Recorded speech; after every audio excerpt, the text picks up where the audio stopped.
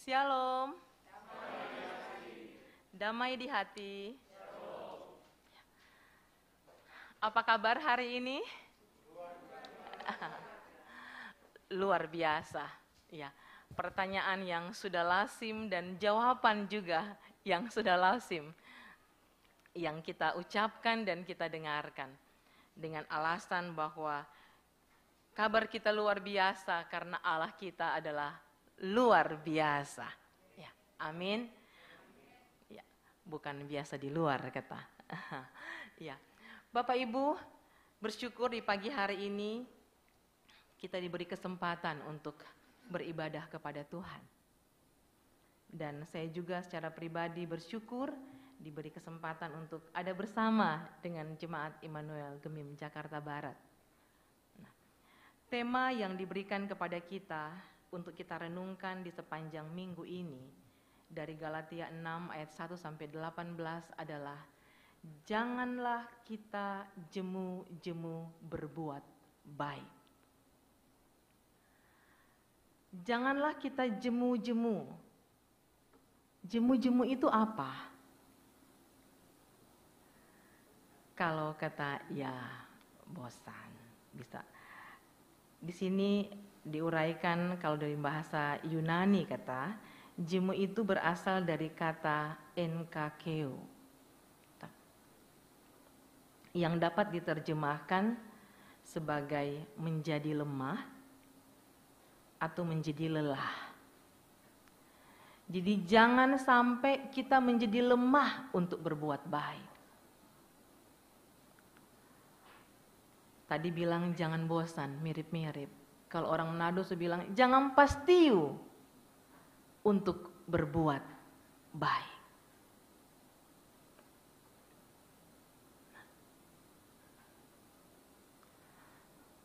Kalau kita pun mau melihat siapa Tuhan kita, kita boleh bayangkan kalau Tuhan Yesus jemu berbuat baik untuk kita. Ada kan yang bilang, pendeta kita so buat baik pada dia, mar dia jahat pak kita. Berhenti juga kita mau bikin baik pada dia. Dan dalam perenungan pribadi, saya berpikir, ya, itu kemanusiaan kita ya muncul. Dan kalau kita lihat Tuhan Yesus dan kita berpikir, bagaimana kalau sampai Tuhan Yesus bilang, kita lihat so pastiu membuat baik panganang, anakku mabal. Dan melihat diri saya sendiri juga. Betapa baiknya Tuhan dalam kehidupan kita semua, termasuk pada saya. Tadi malam sempat Bapak cerita dengan suami. Bagaimana Tuhan baik pada orang. Kalau saya pribadi saat ini sangat bersyukur Tuhan anugerahkan keluarga yang sangat menopang pelayanan saya. Baik suami, anak-anak.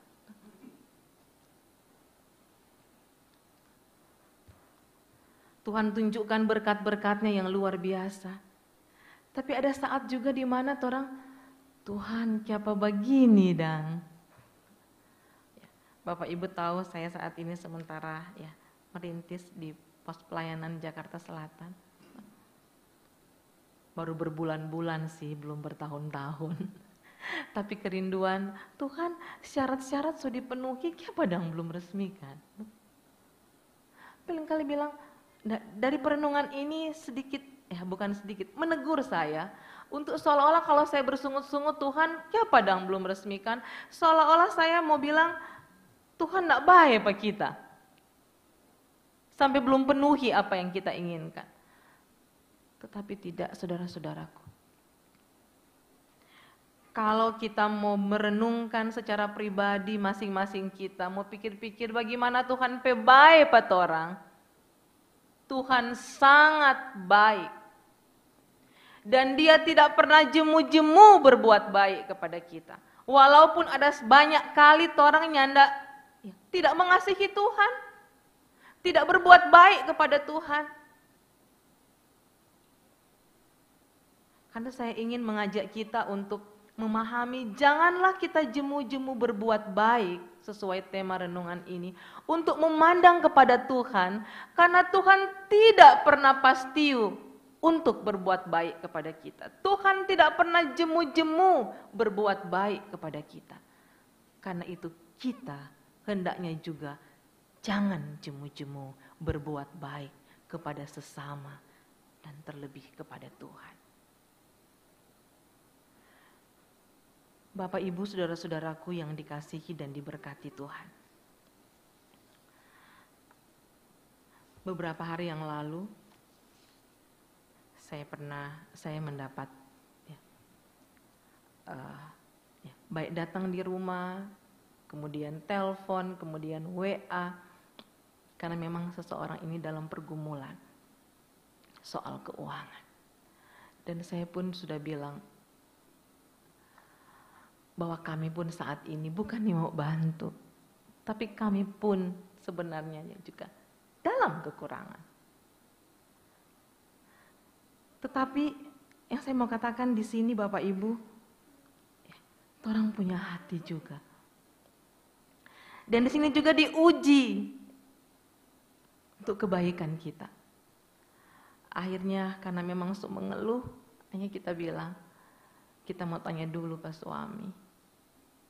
Dan setelah berembuk, kami bilang, mungkin kita cuma bisa bantu begini. Yang sisa boleh cari ke orang lain. Yang saya mau katakan di sini adalah, memang untuk berbuat baik itu tidak selamanya ketika kita harus dalam kelimpahan, tidak seharusnya kita dalam boleh beri semuanya, tetapi apa yang bisa kita bantu sekecil apapun, mengajak kita juga untuk boleh lihat orang lain yang sedang membutuhkan.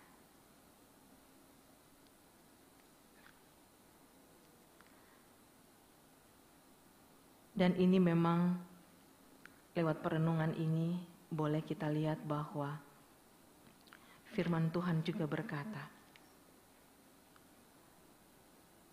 hendaklah kamu bertolong-tolongan menanggung beban. Demikian kamu memenuhi hukum Kristus. Soal bertolong-tolongan untuk gereja, saya percaya lewat program-program yang ada di tiap jemaat, ada di situ program diakonia. Mau orang sakit, mau orang dalam kedukaan, orang dalam ketika tertimpa musibah. Kita juga warga Gemim biasa ada kotak tambahan kalau ada bencana alam di mana. Gereja diajak untuk mari bertolong-tolongan, menanggung beban sesama. Nah, di situ juga dilanjutkan dengan apa yang kamu tabur, itu juga yang kamu tuai. Dan berbuat baik bukan hanya sebatas memberi uang, tapi berbuat baik di sini juga dalam arti kalau kita melihat orang lain tidak lagi berada di jalan yang benar.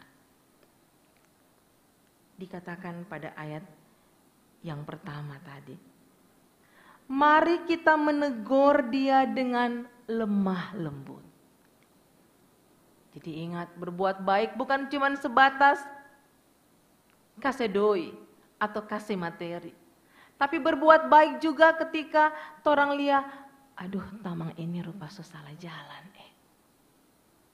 Tapi ingat, menegur juga, tidak semua orang boleh terima teguran. Dan perlu diperhatikan, ya menegur di sini dibilang dalam roh lemah lembut. Jangan sampai misalnya kalau dalam keluarga, anak Solia mungkin nih papa de mama 2 minggu nak masuk gereja. Mungkin kalau boleh baca cerita sambil makan atau di nonton TV, mungkin boleh bilang, "Mak, Pak, Kia Padang Sunda masuk gereja 2 minggu ini." Mungkin kalau begitu orang tua masih, "Oh iya Kang, mari jedang orang besok masuk gereja." Merbayangkan kalau anak mau tegur DP mama, papa nak masuk gereja, kungsu di banyak orang, kau dibilang, "Mama, Bapak, Kia sudah masuk gereja. Pendeta bilang kata mesti masuk gereja." Biar kata orang tua, ya enggak masuk gereja itu salah, mar kalau tegur begitu, orang tua paling mau bilang, masih anak-anak leh, sebegini. Ataupun kita orang tua, menegur dengan lemah lembut. Dengan lemah lembut. Nah, Bapak Ibu saudara-saudaraku yang dikasihi dan diberkati Tuhan. Untuk bisa berbuat baik, tidak jemu-jemu berbuat baik. Itu memang harus dibiasakan. Dan itu kalau sudah menjadi kebiasaan, itu akan menjadi apa? Tabiat, sifat yang boleh membentuk karakter kita untuk mau melakukan yang baik. Itu memang tidak mudah Bapak Ibu.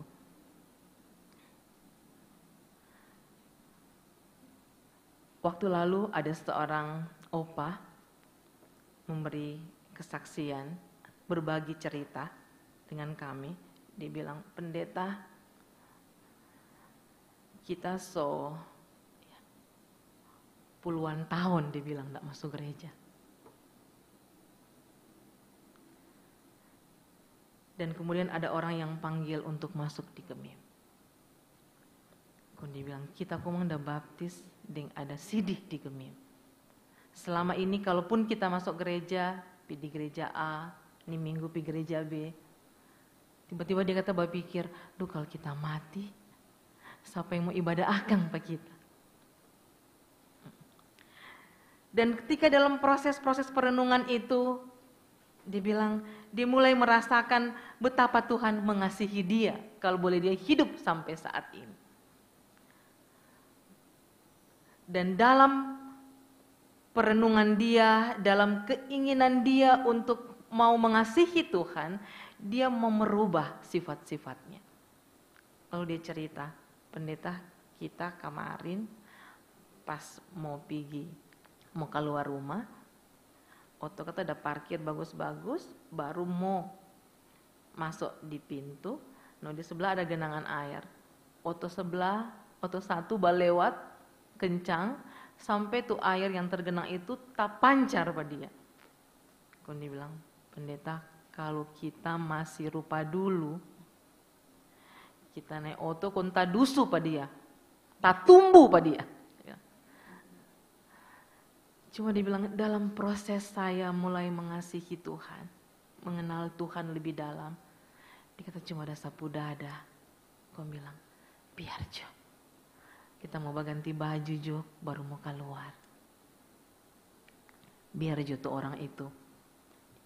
Yang dibilang paling sengaja kok pendeta, karena masa sulia air begitu kong empas pelang-pelang, kata ada orang dia memang kencang. Biar Jo. DP kalimat yang bilang, kalau kita dulu pendeta, tak dusu kon tak tumbuh pada dia. Mar dengan dia bilang, mar sekarang, ketika dalam proses mengasihi Tuhan, sapu dada Joko bilang sabar, disebut DP nama. Nah, Bapak Ibu, saya katakan tadi, untuk mau jadi seperti itu tidak mudah. Butuh proses. Tapi kalau kita mulai biasa melakukan hal-hal yang baik, situasi apapun yang kurang baik datang, orang akan bisa menyikapinya dengan baik. Di Jakarta Barat mirip-mirip Jakarta Selatan, banyak anak-anak muda juga. Kemarin juara CCA Kang, Jakarta Barat. Keren. Kegiatan-kegiatan pemuda ya berjalan baik. Nah, anak-anak muda sejak muda bentuk juga tuh Biasakan melakukan sesuatu yang baik sehingga terbentuk karakter yang baik juga. Mau dalam hal pergaulan, bergaul dengan baik. Minggu lalu saya mimpin ibadah pemuda, singgung soal yang 10 hukum itu. Kita singgung soal anak muda yang sekolah, anak muda yang sudah bekerja di sini, ada yang sobat tona, ada yang baru mau cari tona, baru mau cari kekasih hati. Dalam hal jangan jemu-jemu berbuat baik ini, termasuk dengan kalau orang mau pilih cewek atau cowok, kalau kata sayang, sayang betul-betul. Kalau rasa nak cocok, ya nak apa-apa. Bilangnya nak cocok, putus baik-baik. Jangan sampai kata masih deng satu, kaget so tembak yang lain. Itu kata bikin pidis orang hati. Ding tuh kebiasaan itu kalau mendua atau mentiga, ya itu kebiasaan yang nak baik. Kang pendeta ini. Tapi saya percaya pemuda-pemudi di Jakarta Barat nggak ada tuh begitu. Amin, amin. Iya. Kalau nyak jadi masih masa pacaran nyak apa-apa. Kalau katanya nyak cocok, aku bilang, orang katu mungkin. Karena kalau so kaweng, nih boleh komang begitu. Toh? Kalau kaweng komang so nih boleh. Masa pacaran, masa kita orang saling mengenal, masih sangat terbuka untuk memilih. Tetapi itu jangan ketuk sementara dengan satu kong sedang yang lain. Nah, dalam hal berbuat baik itu juga termasuk di situ. Nah, saudara-saudaraku yang dikasihi dan diberkati Tuhan Yesus Kristus, untuk membentuk karakter, seperti yang saya katakan tadi, harus diawali dengan membiasakan melakukan hal yang baik, sehingga terbentuk karakter yang tidak jemu-jemu berbuat baik, yang dalam situasi apapun mau berbuat baik. Dalam hal ini juga, yang sempat saya singgung tadi di atas soal menegur, kita harus siap menerima teguran. Kalau tadi yang menegur dengan lemah lembut, nah kita yang ditegur hendaknya juga menerima teguran. Jadi kalau sama dengan di rumah, kalau orang tua tegur Pak anak, mari anak-anak dengar. Sama dengan di sini, kalau ada ibu pendeta Heni, mungkin tegur atau kasih ingat, Velsus, mungkin lebih ada yang mesti backing lebih bagus. Tegur Pak pemuda, kalau berkumpul jangan sampai-sampai mau hampir siang, dengar. Orang-orang yang baik adalah menerima teguran, Karena kalau orang terima teguran, terima nasihat. Itu firman Tuhan bilang apa? Kalau anak-anak yang mau dengar apa kata orang tua, itu berkat-berkat banyak. Umur panjang, mau keberhasilan, semua yang kamu usahakan itu akan berhasil kalau orang mau terima nasihat, terima teguran. Karena kalau nyanda itu disebut apa? Orang bebal.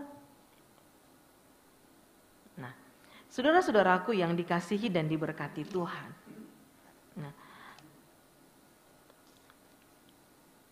dengan menerima teguran supaya kita menjadi lebih baik atau bisa berbuat baik, itu saya hubungkan dengan perikop yang kedua, yang intinya mau bilang ketika ayat mengatakan, sebab bersunat atau tidak bersunat tidak ada artinya.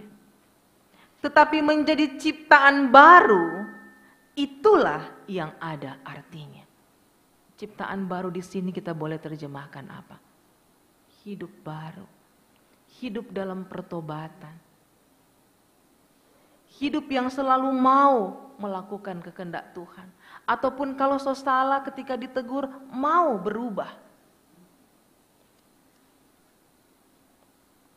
Seperti ada ilustrasi tentang seorang anak yang dia ingin sekali mau berbuat baik.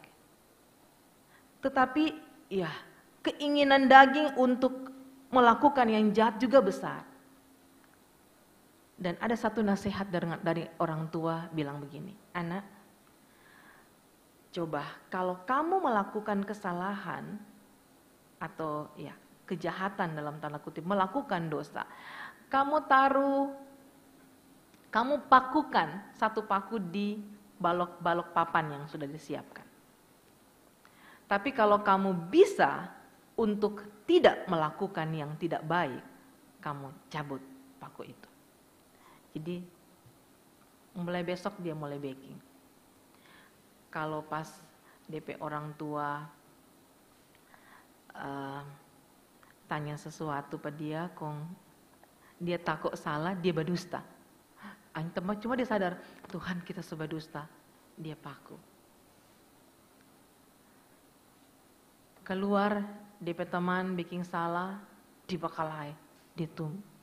Cuma tetap dia sadar, Tuhan kita mau sukanya nak mau bagus salah deh orang, mereka apa kita baking, dia paku. Dan satu hari itu dari cerita itu dibilang sampai mau 6 paku yang dia pakukan.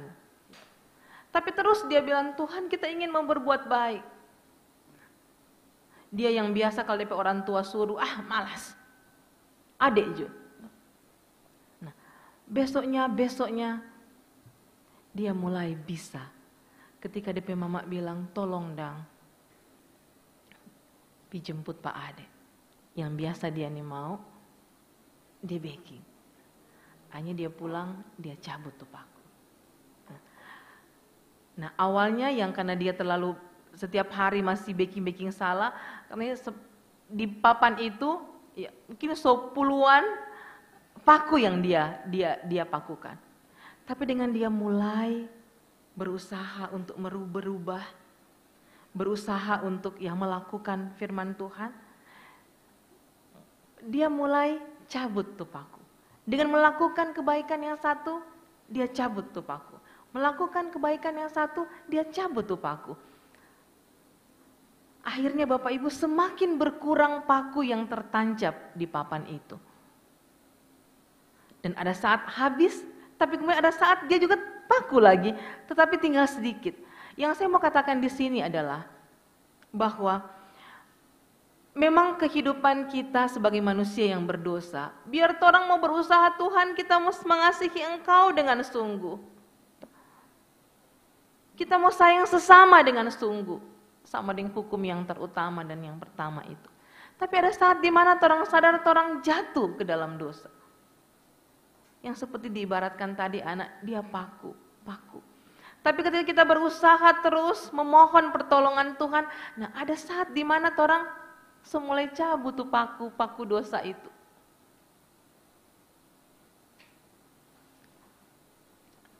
Dan tentunya pasti kita akan senang. Bersyukur Tuhan, kita yang dulu begini, sama dengan opak tadi. Kita dulu begini, mari sekarang senyanda. Sama dengan ungkapan Rasul Paulus, sekarang bukan aku yang hidup lagi, tetapi Tuhan yang hidup di dalam aku.